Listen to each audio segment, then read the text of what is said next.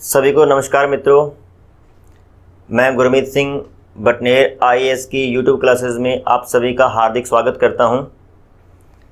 आज हम जिस विषय पे चर्चा करने वाले हैं वो है विधानमंडल, यानी कि राज्य के विधानमंडल के बारे में आज हम पढ़ने जा रहे हैं। तो आज का जो हमारा चर्चा का विषय है वो है विधानमंडल।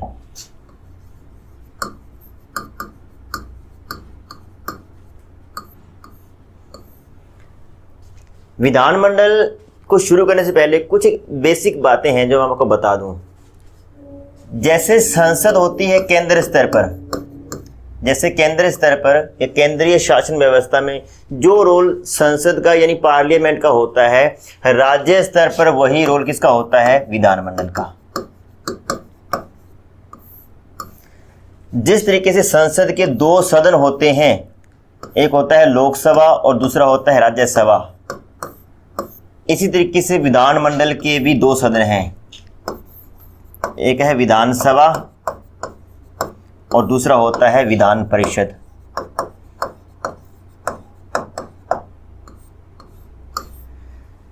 विधानसभा का स्ट्रक्चर, विधानसभा की प्रकृति लगभग वैसी होती है जैसी केंद्र में लोकसभा की होती है। विधान परिषद का स्ट्रक्चर, विधान परिषद की प्रकृति लगभग वैसी होती है जैसी केंद्र में राज्यसभा की होती है। तो यानी कि विधानमंडल होता है राज्य में और संसद होती है केंद्र में। पहली बात तो ये। दूसरी बात, अगर हम विधानमंडल के आगे केंद्रीय शब्द लगा दें, केंद्रीय विधानमंडल, अब मैं आपसे पूछूं कि केंद्रीय विधानमंडल का उल्लेख कौन से अनुच्छेद में है, तो अब केंद्रीय विधानमंडल का मतलब क्या है? संसद, और जिसका उल्लेख कौन से अनुच्छेद में है? 79 में। केंद्रीय शब्द लगाते ही ये मान के चलो कि हम बात सेंटर की कर रहे हैं। केंद्रीय विधानसभा अगर मैं बोलूं, केंद्रीय विधानसभा का मतलब क्या है? लोकसभा। सिर्फ विधानसभा लिखा है तो राज्य में, अगर केंद्रीय शब्द लगा दिया गया है तो ये मान के चलो कि हम किसकी बात कर रहे हैं? लोकसभा की। केंद्रीय विधान परिषद लिख दूं तो इसका मतलब क्या होगा? इसका मतलब होगा राज्यसभा। तो ये बेसिक बातें अपने क्लियर कर लेनी चाहिए। विधानमंडल होता है राज्य में, विधानमंडल के दो सदन होते हैं, विधानसभा, विधान परिषद। विधानसभा का स्ट्रक्चर, प्रकृति लगभग वैसी होती है जैसी लोकसभा की। विधान परिषद की प्रकृति, स्ट्रक्चर लगभग वैसा होता है जैसा कि राज्यसभा का। और इनके आगे केंद्रीय शब्द लगा दूं तो इसका मतलब हम बात कर रहे हैं सेंट्रल सरकार की। अब हम शुरू कर रहे हैं विधानमंडल। इस लेसन में आगे बढ़ने से पहले इंडियन पॉलिटी कोर्स के बारे में एक महत्वपूर्ण जानकारी दोस्तों। दरअसल इस कोर्स को हम लोग ऑलरेडी कंप्लीट कर चुके हैं हमारी एंड्रॉयड ऐप पर। हमारी एंड्रॉयड ऐप पर इंडियन पॉलिटी का कंप्लीट कोर्स ऑलरेडी मौजूद है और इस कोर्स के तहत हमने 100 से ज़्यादा वीडियोस बनाए हैं। साथ ही इन वीडियोस के पीडीएफ भी आप लोगों को मिल जाने वाले हैं। इसके अलावा दोस्तों आपको इंडियन पॉलिटी के 1 ईयर के करंट अफेयर्स भी मिलने वाले हैं हमारी ऐप के ऊपर। तो ये जो कोर्स है अपने आप में कंप्लीट हो जाता है आईएएस प्रीलिम्स एग्जाम के लिए इंडियन पॉलिटी का। ठीक है, तो अगर आप लोग इंडियन पॉलिटी को फटाफट कंप्लीट करना चाहते हैं, अभी तो आप यूट्यूब पर देख रहे हैं, लेकिन अगर आप चाहते हैं कि आप सभी लेसन्स, पूरा कंटेंट आपको एक साथ मिल जाए, तो आप हमारी एंड्रॉयड ऐप को डाउनलोड कीजिए। आपको हमारी ऐप पर ये कोर्स मिल जाएगा। ये हमारी एंड्रॉयड ऐप का डेस्कटॉप वर्जन है दोस्तों। अगर आप लोग चाहते हैं कि आप हमारे लेसन्स को लैपटॉप में देखें या फिर आप डेस्कटॉप में अपने पर्सनल कंप्यूटर में देखें, तो आप लोग bhatner.ias.com पर जा सकते हैं और इसके जरिए भी आप लोग हमारे कोर्सेज को एक्सेस कर सकते हैं। जिस तरह से ये इंडियन पॉलिटी का पूरा कोर्स आपको यहाँ नजर आ रहा है, सीसेट 2021 का कोर्स नजर आ रहा है, एनवायरनमेंट एंड इकोलॉजी का कोर्स नजर आ रहा है, तो तमाम कोर्सेज यहाँ पर मौजूद हैं। हमारे कोर्सेज की खासियत ये है कि ये सभी कोर्सेज पूरी तरह से अफोर्डेबल हैं और क्वालिटी के साथ कोई भी कॉम्प्रोमाइज नहीं किया गया है दोस्तों। इनकी कीमत ऐसी है कि एक किताब से भी कम पैसे देकर आप इन कोर्सेज को खरीद सकते हैं। पूरे 1 साल की आपको वैलिडिटी मिल जाती है। यहां पर आप इंडियन पॉलिटी कोर्स की एक झलक भी देख सकते हैं दोस्तों। आपके सामने है 104 वीडियोस अभी इसके अंदर मौजूद हैं और 2 या 3 वीडियोस ही आनी इस कोर्स में बाकी है, तो जल्दी ही अपलोड हो जाएंगी। और देखिए 75 पीडीएफ भी इसके तहत अपलोड किए जा चुके हैं, तो जो भी थोड़े बहुत पीडीएफ बचे हैं वो भी बहुत जल्दी थोड़े दिनों के अंदर ही कंप्लीट कर दिए जाएंगे। तो अपने आप में ये कोर्स मुकम्मल है दोस्तों। वीडियोस तो आप लोग पूरी मानिए। देखिए किस तरह से हमने कवर किया है। यहां पर ये देखिए चैप्टर, देखिए हिस्टोरिकल बैकग्राउंड का जो चैप्टर बना हुआ है, इस चैप्टर के अंदर आप जाएंगे तो आपको 2 वीडियोस मिलेंगी और 2 ही पीडीएफ फाइल्स मिलेंगी। इसी तरह से आप मेकिंग ऑफ द कॉन्स्टिट्यूशन में जाएंगे तो 6 वीडियोस मिलेंगी और 6 इनकी फाइल्स मिलेंगी। इसी तरह से देखिए फंडामेंटल राइट्स के आप चैप्टर में जाएंगे तो इसके अंदर 5 वीडियोस आपको मिलने वाली हैं और 6 इनकी पीडीएफ फाइल्स मिलने वाली हैं। तो इस तरह से तमाम चीजें बहुत ही व्यवस्थित तरीके से आपको हमारे इस कोर्स के तहत हमारी ऐप पर मिलने वाली हैं। तो ये दोस्तों हमारा कोर्स रहेगा इंडियन पॉलिटी का। उम्मीद करते हैं कि अगर आप लोग चाहते हैं फटाफट इस कोर्स को देखना मुकम्मल तरीके से पीडीएफ के साथ, तो आप हमारी ऐप डाउनलोड करेंगे और इस कोर्स को हासिल करेंगे। बहुत ही नॉमिनल प्राइस में आपको ये कोर्स वहां पर मिलने वाला है। 260 महज 260 रुपए देकर आपको ये कोर्स कंप्लीटली मिल जाने वाला है, जिसमें आपको तमाम वीडियोस और पीडीएफ मिल जाने वाले हैं। इस कोर्स की एक और खास बात देखिए दोस्तों, जैसा कि मैंने आपको बताया कि आईएएस प्रीलिम्स एग्जाम को ध्यान में रखते हुए इंडियन पॉलिटी का ये कोर्स आप लोगों के लिए बहुत फायदेमंद रहने वाला है। यहां पर देखिए आईएएस प्रीलिम्स एग्जाम्स के जो भी प्रीवियस पेपर्स हुए हैं उनमें इंडियन पॉलिटी के जो भी क्वेश्चंस आए हैं ज्यादातर हमने कवर किए हैं। खास तौर पर पिछले 17 सालों के प्रीवियस 17 इयर्स के जो भी एमसीक्यूज रहे हैं इंडियन पॉलिटी विषय के, वो हमने कवर किए हैं। 2004 से लेकर आईएएस प्रीलिम्स 2020 तक के सभी प्रीवियस ईयर्स एमसीक्यूज कवर किए गए हैं इंडियन पॉलिटी के। तो ये कोर्स आप लोगों के बहुत ज्यादा काम में आने वाला है, आपको बहुत ज्यादा फायदा पहुंचाने वाला है। तो फटाफट हमारी Android app Bhatner IAS download कीजिए और एक्सप्लोर कीजिए हमारे तमाम कोर्सेज को। सबसे पहला प्रश्न विधानमंडल, इसको वीएम से संबोधित करूंगा। विधानमंडल का उल्लेख कौन से अनुच्छेद में है? तो इसका उल्लेख है अनुच्छेद 168 में। अनुच्छेद 168 में, अनुच्छेद 168 में लिखा गया है कि गवर्नर यानी राज्यपाल प्लस विधानसभा प्लस विधान परिषद से मिलकर विधानमंडल बनेगा। देखिए मैं इसको ऐसे समझाता हूं, जैसे हमने बात की थी संसद की, हमने कहा था संसद के सदन कितने हैं? 2, लेकिन संसद के अंग कितने हैं? तो हमने पढ़ा था 3, एक president plus Lok Sabha plus Rajya Sabha. तो बिल्कुल वैसा हम लिखेंगे विधानमंडल में। राष्ट्रपति की जगह गवर्नर, लोकसभा की जगह विधानसभा, राज्यसभा की जगह विधान परिषद, बिल्कुल सेम है। वहां पर अनुच्छेद कितना था? 79, और यहाँ पे अनुच्छेद कितना है? 168। जैसे मैंने आपको बताया था कि राष्ट्रपति के अनुच्छेद में अगर हम 89 जोड़ते जाएंगे तो राज्यपाल के अनुच्छेद निकलते जाएंगे। सेम वैसे ही सेंटर में 79 में संसद का उल्लेख है, आर्टिकल 79 में संसद का उल्लेख है, तो इसमें आपको क्या करना है? 89 जोड़ देना है। कितना हो जाएगा? 168, और 168 में किसका उल्लेख है? विधानमंडल का। बाकी सेम है, राष्ट्रपति की जगह गवर्नर करना है, लोकसभा की जगह विधानसभा करना है, और राज्यसभा की जगह विधान परिषद करना है। अब दूसरी बात, क्योंकि सभी राज्यों में विधान परिषद नहीं है, सभी राज्यों में विधान परिषद नहीं है। जैसे मैंने आपको बताया था कि 6 ही ऐसे राज्य हैं जिनमें विधान परिषद है, यूपी, बिहार, महाराष्ट्र, कर्नाटक, आंध्र प्रदेश और तेलंगाना। ये 6 ऐसे राज्य हैं जिनमें विधान परिषद है।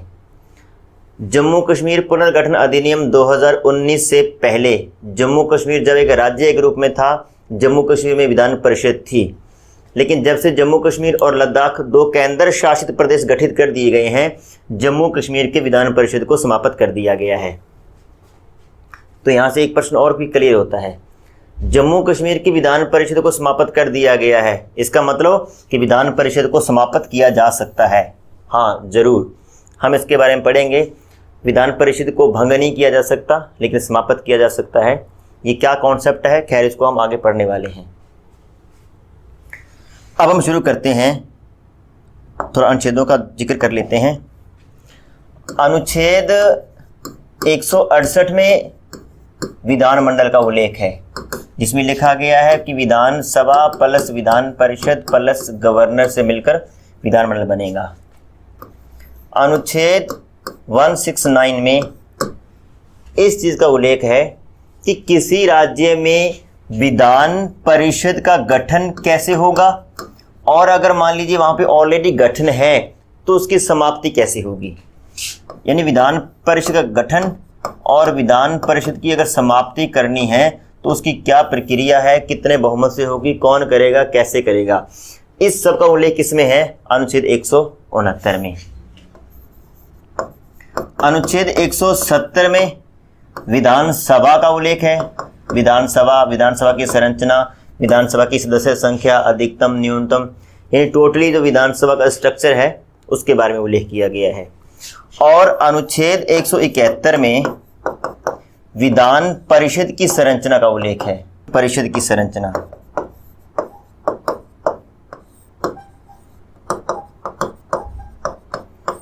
अब देखिए अनुच्छेद 169 में विधान परिषद के गठन और उसकी समाप्ति का उल्लेख है। अनुच्छेद 171 में विधान परिषद की संरचना और उसकी प्रकृति का उल्लेख है।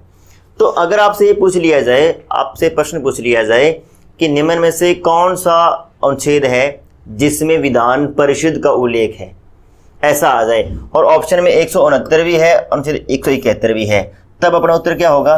171। 169 में सिर्फ इतना बताया गया है कि किसी राज्य में विधान परिषद कैसे बनेगी और अगर है तो समाप्ति कैसे होगी। विधान परिषद की संरचना, विधान परिषद की न्यूनतम अधिकतम सदस्य संख्या, न्यूनतम आयु, इस सभी के बारे में जो बताया गया है वो अनुच्छेद है अनुच्छेद 171। तो ये 4 अनुच्छेद हैं, ये थोड़े इंपॉर्टेंट भी हैं। अब हम इन चारों अनुच्छेदों का एक एक करके जिक्र करते हैं। सबसे पहले हम पढ़ेंगे विधानसभा। विधानसभा को पढ़ने के बाद हम पढ़ेंगे विधान परिषद, जिसमें विधान परिषद की संरचना भी पढ़ लेंगे और विधान परिषद का गठन कैसे होता है और उसकी समाप्ति कैसे होती है इसके बारे में पढ़ लेंगे। और अनुच्छेद 168 का जिक्र हम ऑलरेडी कर चुके हैं कि इसके 2 सदन हैं, विधानसभा और विधान परिषद, और 3 अंग हैं, विधानसभा, विधान परिषद और राज्यपाल। तो अब हम शुरू करने जा रहे हैं विधानसभा। अनुच्छेद 170 में विधानसभा की संरचना का उल्लेख है।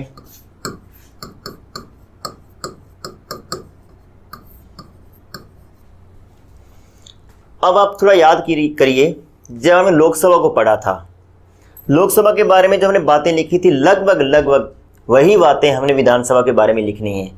यानी अगर आपने लोकसभा को अच्छे से पढ़ लिया है तो मेरे ख्याल से विधानसभा को पढ़ने में ज़्यादा जोर नहीं आएगा, ज़्यादा मतलब एक्स्ट्रा दिमाग नहीं लगाना पड़ेगा, क्योंकि लगभग बातें सेम हैं, उन्हीं को दोहराया जाएगा। जैसे हमने लोकसभा के बारे में क्या लिखा था? लोकसभा को प्रथम सदन कहते हैं, लोकसभा को अस्थायी सदन कहते हैं, लोकसभा को लोगों की सभा कहते हैं, लोकसभा को लोकप्रिय सदन कहते हैं। ये सब बातें हमने लोकसभा के बारे में पढ़ी थी। एक इसको निम्न सदन भी कहते हैं, निम्न सदन। अब हम बात कर रहे हैं विधानसभा की। तो विधानसभा को भी राज्य स्तर पर प्रथम सदन कहते हैं। प्रथम सदन उस सदन को कहा जाता है जिसके जो प्रतिनिधि हैं वो जनता द्वारा डायरेक्ट चुने जाते हैं। प्रत्यक्ष निर्वाचन पद्धति से जिस सदन के कैंडिडेट चुने जाते हैं उसको बोलते हैं प्रथम सदन। सेंटर में लोकसभा के सदस्यों को आम जनता चुनती है और राज्य में विधानसभा के सदस्यों को आम जनता चुनती है, इसलिए इसको बोलते हैं प्रथम सदन। और राज्यसभा या विधान परिषद हमेशा द्वितीय सदन होते हैं क्योंकि इनका चुनाव अप्रत्यक्ष विधि से होता है। दूसरा, अस्थायी सदन। मैं यहाँ पे लोकसभा और विधानसभा का एक तुलनात्मक अध्ययन भी पेश कर रहा हूँ। देखिए, लोकसभा का कार्यकाल होता है 5 वर्ष और 5 वर्ष बाद इसके द्वारा से चुनाव करवाने होते हैं। इसी तरीके से विधानसभा का कार्यकाल भी 5 वर्ष होता है और प्रत्येक 5 वर्ष बाद हम दोबारा से चुनाव करवाते हैं और नई विधानसभा का गठन करते हैं, इसलिए इसको अस्थायी सदन कहते हैं।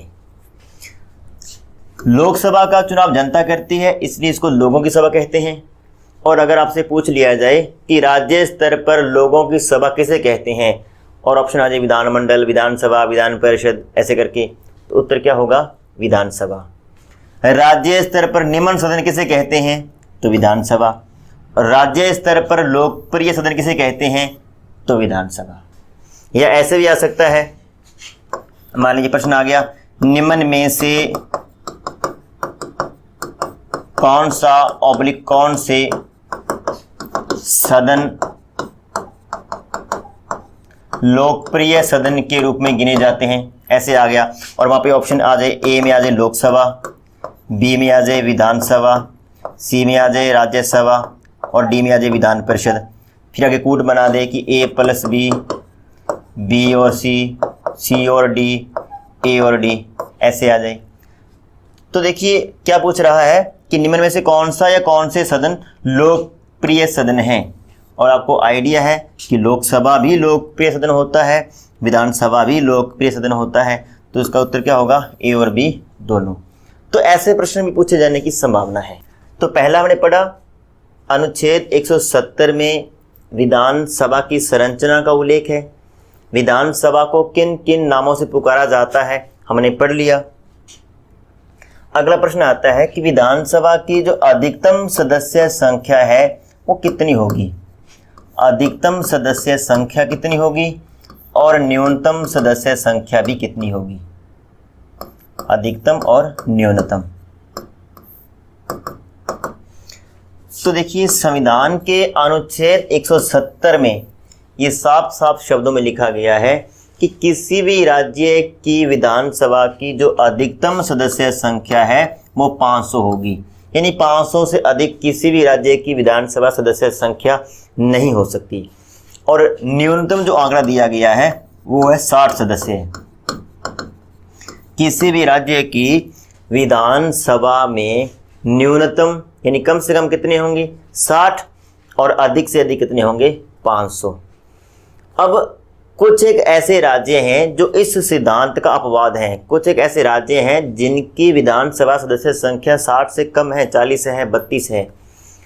तो क्योंकि वहाँ की जनसंख्या बहुत कम है और उनका रिप्रेजेंट करने के लिए वहाँ पर 60 विधायकों की आवश्यकता नहीं है, तो जनसंख्या कम होने के कारण वहाँ पर जो विधायकों की सदस्य संख्या रखी गई है वो 32, 40 भी रख सकते हैं। हालांकि वो एक तरीके से संविधान के अनुच्छेद 170 का उल्लंघन है, परंतु इससे पहले अगर हम बात करें तो वहाँ की जनसंख्या बहुत कम होने के कारण उनको रिप्रेजेंट करने के लिए 60 विधायकों की आवश्यकता ही नहीं है। तो इसलिए वहाँ पर सदस्य संख्या 32 या 40 हम रख सकते हैं। ये कुछ अपवाद भी हैं।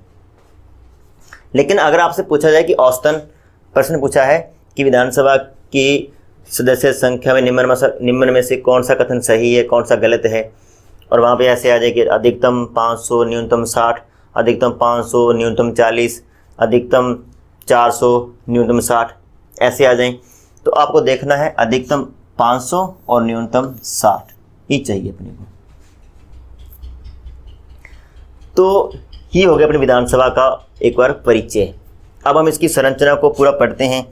और देखिए जैसे मैंने आपको बताया था हमारा पढ़ने का क्रम, पहले हम पद पढ़ते हैं, फिर हम योग्यताएं पढ़ते हैं, फिर हम निर्वाचन की विधि, निर्वाचक मंडल उसके बारे में पढ़ते हैं, शपथ कौन दिलाता है, शपथ क्या लेते हैं उसके बारे में पढ़ते हैं, हम कार्यकाल के बारे में पढ़ते हैं, हटाने की प्रक्रिया के बारे में, त्यागपत्र के बारे में, और फाइनली जो भी कार्य हैं, जो विशेषाधिकार हैं उनके बारे में पढ़ते हैं।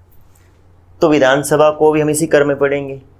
पद के बारे में पढ़ लिया कि भाई अनुच्छेद 170 में इसका उल्लेख है, अधिकतम सदस्य संख्या 500, न्यूनतम 60 है। इसको प्रथम सदन, इसको निम्न सदन, अस्थायी सदन और लोकप्रिय सदन कहकर पुकारा जाता है। ये तो उसके पद का उल्लेख हो गया।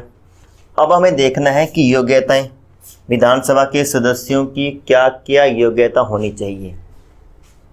तो हम योग्यताएं पढ़ते हैं।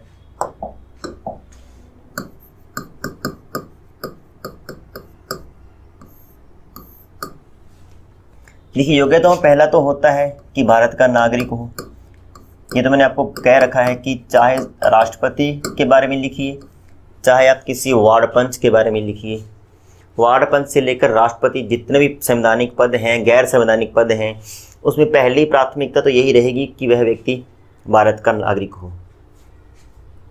ये तो कोई खास इंपॉर्टेंट भी नहीं है। दूसरा है कि न्यूनतम आयु कितनी होनी चाहिए। न्यूनतम आयु तो देखिए, इसको हमने रटना नहीं है कि न्यूनतम आयु 25 25 25 25, ऐसे इसको रटना नहीं है, हमें समझना है। मैंने अभी आपको बताया कि विधानसभा की संरचना, विधानसभा की प्रकृति लगभग वैसी होती है जैसे सेंटर में लोकसभा की होती है। और लोकसभा की सदस्यों की न्यूनतम आयु कितनी है? 25 वर्ष। तो विधानसभा के सदस्यों के लिए भी न्यूनतम आयु कितनी रहेगी? 25 वर्ष। ऐसे आपको बता दूं, लोकसभा प्लस विधानसभा के सदस्यों के लिए न्यूनतम आयु 25 वर्ष, राज्यसभा और विधान परिषद के सदस्यों के लिए 30 वर्ष, प्रेसिडेंट, वाइस प्रेसिडेंट और गवर्नर के लिए 35 वर्ष। और आपसे पूछे पीएम के लिए भी कितनी होती है? 25 वर्ष। बाकी मैंने आपको बता रखा है कि जो न्यायाधीश हैं, चाहे वो सुप्रीम कोर्ट के जज हैं या फिर हाई कोर्ट के जज हैं, उनके संदर्भ में न्यूनतम आयु का उल्लेख ही नहीं है, तो ज़्यादा रटना ही नहीं है अपने को।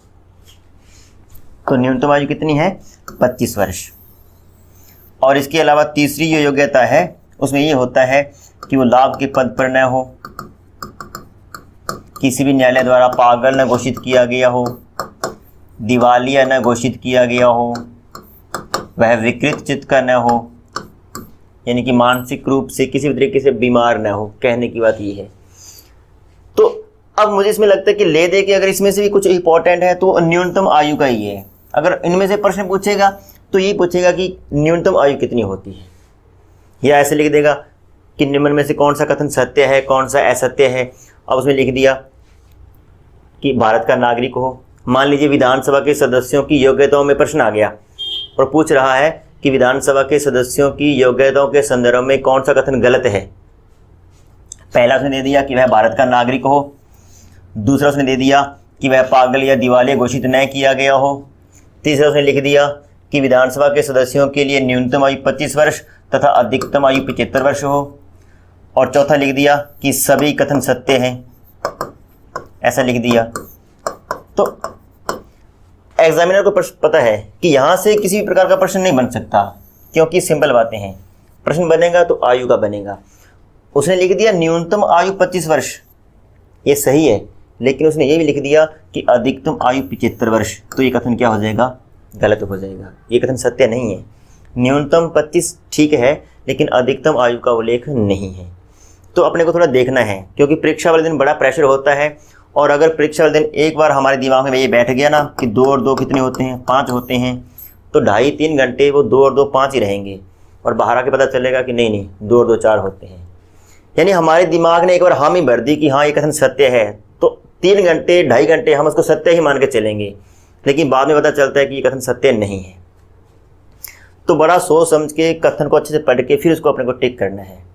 तो न्यूनतम आयु 25 वर्ष सही है, लेकिन 75 वाला जो आंकड़ा है वो गलत है। या यूँ कहें कि अधिकतम आयु का उल्लेख नहीं है। योग्यताओं के बाद में हम पढ़ेंगे निर्वाचन। विधानसभा के सदस्यों का निर्वाचन कौन करता है, कैसे करता है, निर्वाचन विधि क्या होती है। तो हम निर्वाचन के बारे में पढ़ते हैं।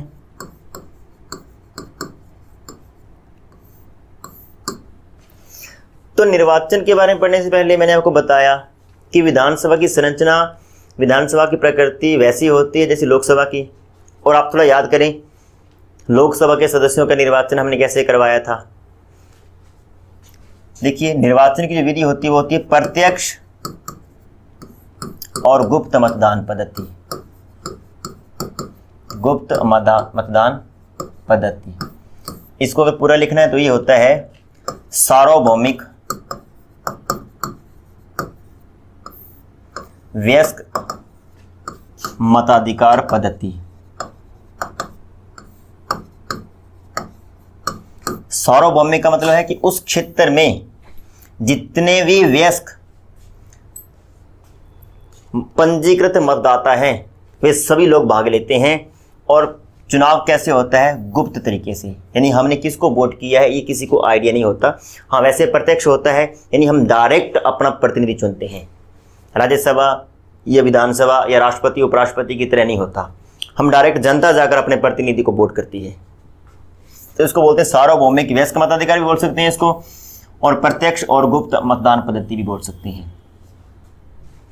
जनता स्वयं जाकर अपने प्रतिनिधियों को वोट करती है। और वैसे मैंने आपको बताया था कि निर्वाचन का जो मेथड है वो होता है first past the post system, यानी कि इस चुनाव में जिस भी कैंडिडेट को सबसे अधिक मत मिलते हैं, चाहे वे कुल मत का कितना ही प्रतिशत हो, 10% मत मिले हों, 20% मिले हों या 50% मिले हों, उससे कोई मतलब नहीं है। बस जीतने वाले उम्मीदवार को बाकी उम्मीदवारों की बजाय सबसे अधिक मत मिलने चाहिए। जैसे मैं बार बार एग्जांपल देता हूं कि मान लेते हैं ABCD नाम के 4 कैंडिडेट चुनाव लड़ रहे हैं, और मान लेते हैं कुल मत हैं 1000,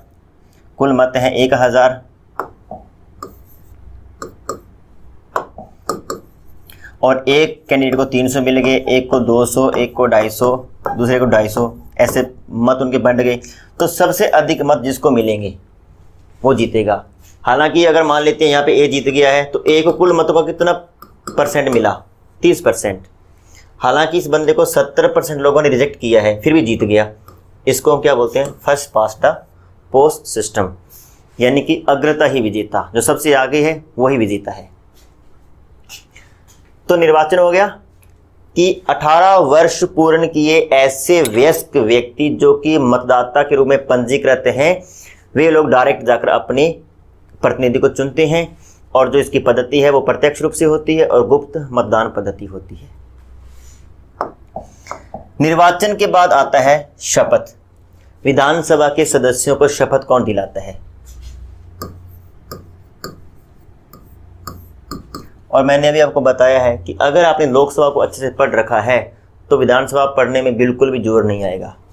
जैसे लोकसभा के सभी सदस्यों को शपथ कौन दिलाता है? राष्ट्रपति, और राष्ट्रपति ने अपनी सुविधा के लिए एक पद बना रखा है प्रोटेम स्पीकर।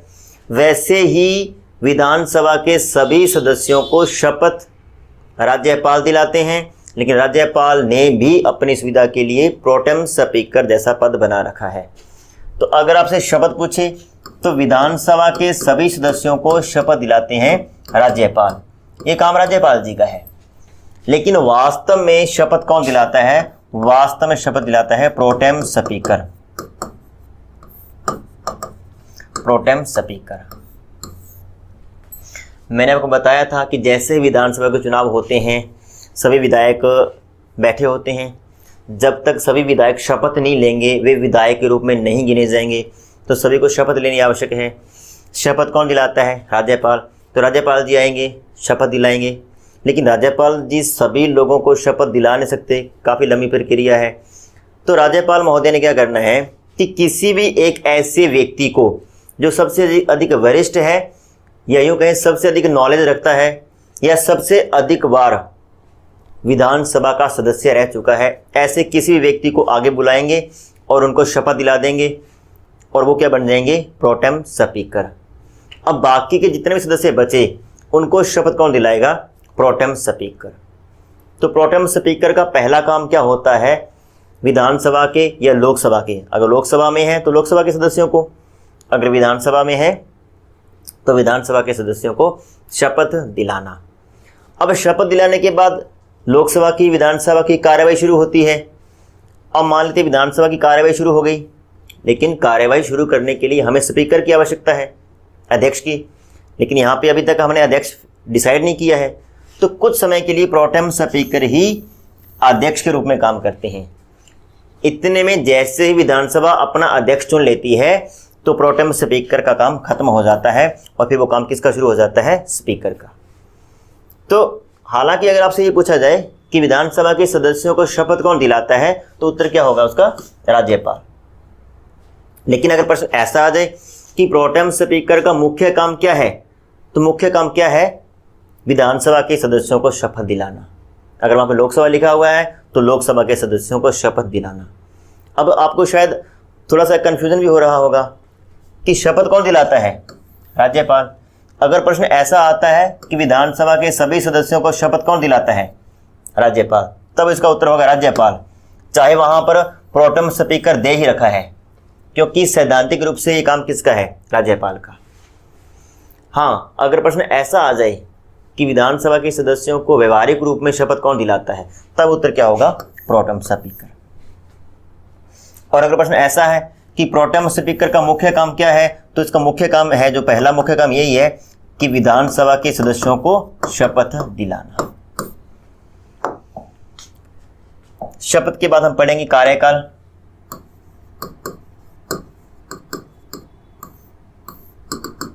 कार्यकाल कितना होता है? तो जैसे लोकसभा के सदस्यों का, या यूं कहें कि लोकसभा का कार्यकाल 5 वर्ष होता है और 5 वर्ष बाद लोकसभा के आम चुनाव होते हैं और नई लोकसभा गठित की जाती है। इसी तरीके से विधानसभा का कार्यकाल भी 5 वर्ष होता है। कार्यकाल 5 वर्ष होता है, लेकिन 5 वर्ष से पहले कभी भी विधानसभा को भंग किया जा सकता है और विधानसभा को भंग करने की अंतिम शक्ति राज्यपाल में निहित है और राज्यपाल हमेशा मंत्री परिषद के परामर्श पर ही विधानसभा को भंग करते हैं। लोकसभा को भंग करने की शक्ति राष्ट्रपति में है और राष्ट्रपति केंद्रीय मंत्री परिषद के परामर्श पर ऐसा करेंगे। विधानसभा को भंग करने की शक्ति राज्यपाल में निहित है और राज्यपाल राज्य मंत्री परिषद के परामर्श पर ऐसा करेंगे। अगला है त्यागपत्र। देखिए, विधानसभा में एक अध्यक्ष होता है, एक उपाध्यक्ष होता है और अन्य सदस्य होते हैं। उपाध्यक्ष और सदस्य अपना त्यागपत्र किसको सौंपते हैं? अध्यक्ष को। अगर किसी उपाध्यक्ष को हटना पड़े या किसी सदस्य को हटना पड़े तो वे अपना त्यागपत्र किसको संबोधित करते हुए सौंपेंगे? अध्यक्ष को। और अगर अध्यक्ष को हटना पड़े तो अध्यक्ष अपना त्यागपत्र हमेशा उपाध्यक्ष को संबोधित करते हुए सौंपते हैं। लोकसभा में भी बिल्कुल सेम था। लोकसभा में भी सदस्य और उपाध्यक्ष अपना त्यागपत्र अध्यक्ष को और अध्यक्ष अपना त्यागपत्र उपाध्यक्ष को संबोधित करते हुए सौंपता है। तो लोकसभा और विधानसभा में यहाँ तक स्ट्रक्चर बिल्कुल सेम था। कार्य और शक्तियों की बात करें, विशेषाधिकार की बात करें, तो लगभग लोकसभा और विधानसभा के कार्य सेम हैं। हम देखते हैं। अब हम बात करते हैं विशेषाधिकारों की।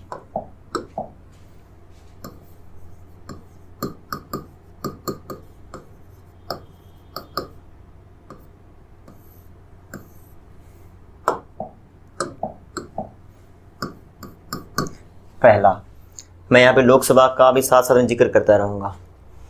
लोकसभा में हमने पहली बात लिखी थी कि प्रधानमंत्री हमेशा लोकसभा में बहुमत दल के नेता होते हैं। यानी लोकसभा में जिस दल का बहुमत है और उसका जो लीडर है वो ही पीएम बनेगा। तो हम यहाँ पे सीएम की बात करेंगे। विधानसभा में जिस दल का बहुमत है उस बहुमत दल का नेता क्या होता है? हमेशा सीएम होता है। विधानसभा में बहुमत दल का नेता सीएम होता है। इन मुख्यमंत्री बनने के लिए क्या चाहिए? मुख्यमंत्री बनने से पहले आपको ये चाहिए कि आपके दल का विधानसभा में बहुमत होना चाहिए। बहुमत का मतलब है कि 50% से अधिक सीटें उस दल के पास होनी चाहिए। तो विधानसभा में बहुमत दल का नेता सीएम होता है। दूसरा हमने पढ़ा था लोकसभा में कि विश्वास अविश्वास प्रस्ताव अगर लाने पड़े कभी भी तो हमेशा लोकसभा में ही लाए जाते हैं। राज्यसभा में विश्वास अविश्वास प्रस्ताव जैसा कोई भी कॉन्सेप्ट नहीं है। तो हम यहाँ पे विधानसभा की बात कर रहे हैं, तो हम लिखेंगे विश्वास अविश्वास प्रस्ताव। विश्वास अविश्वास प्रस्ताव हमेशा विधानसभा में लाए जाते हैं।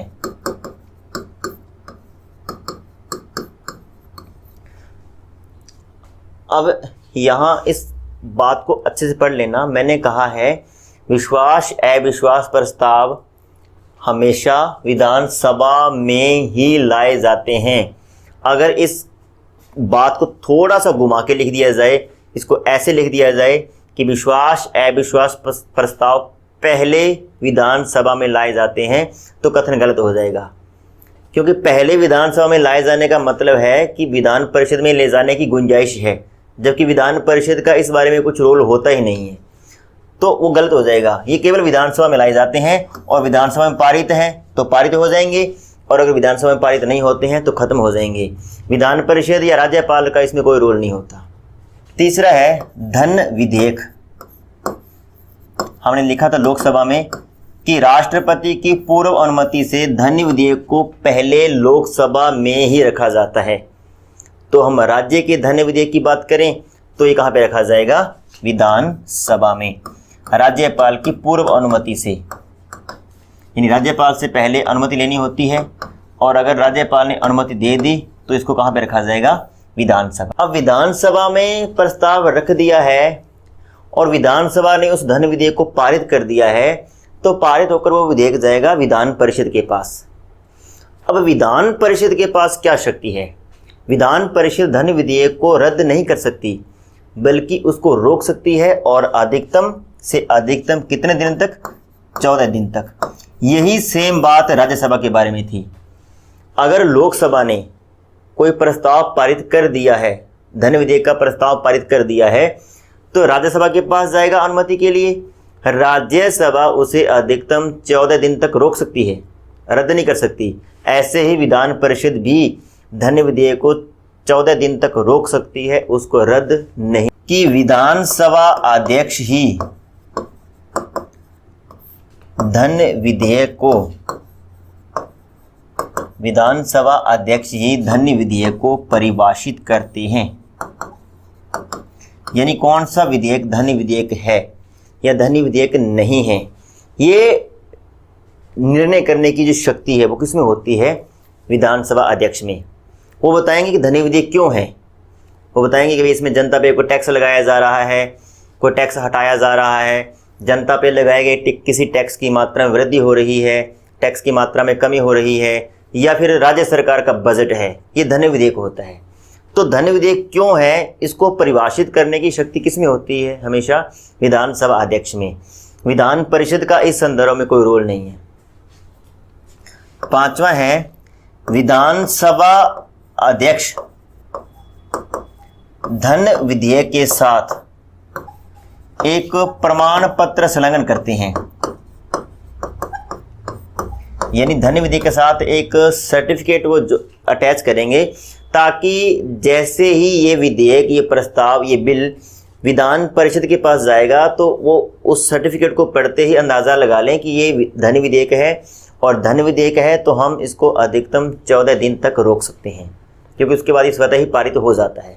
तो इसके लिए उसके साथ एक प्रमाण पत्र अटैच करना पड़ता है, जो कौन करते हैं? हमेशा विधानसभा अध्यक्ष। अब देखिए थोड़ा सा डिफरेंट है लोकसभा और विधानसभा में। हमने पढ़ा था कि अगर सेंटर में किसी भी तरीके से ज्वाइंट सेशन बुलाना पड़े, संयुक्त अधिवेशन बुलाना पड़े, तो संयुक्त अधिवेशन की अध्यक्षता हमेशा कौन करता है? लोकसभा अध्यक्ष। राज्य स्तर पर ज्वाइंट सेशन जैसा कोई प्रावधान नहीं है, संयुक्त अधिवेशन जैसा कोई कॉन्सेप्ट राज्य स्तर पर नहीं है, यानी कि विधानसभा विधान परिषद का कोई संयुक्त अधिवेशन नहीं बुलाया जाता, तो ये कॉन्सेप्ट यहाँ पे है ही नहीं। तो बाकी के जो 5 जो हमने कार्य पढ़े हैं वो लगभग सेम हैं लोकसभा और विधानसभा के बारे में। तो इसके साथ ही जो अपना विधानसभा का जो टॉपिक है वो पूरा। तो आज हम सिर्फ विधानसभा के बारे में चर्चा करने वाले थे। कल हम शुरू करेंगे विधान परिषद। विधान परिषद की संरचना, उसका स्ट्रक्चर, उसमें क्या कुछ होता है, क्या क्या विशेषाधिकार होते हैं, उसके बारे में बात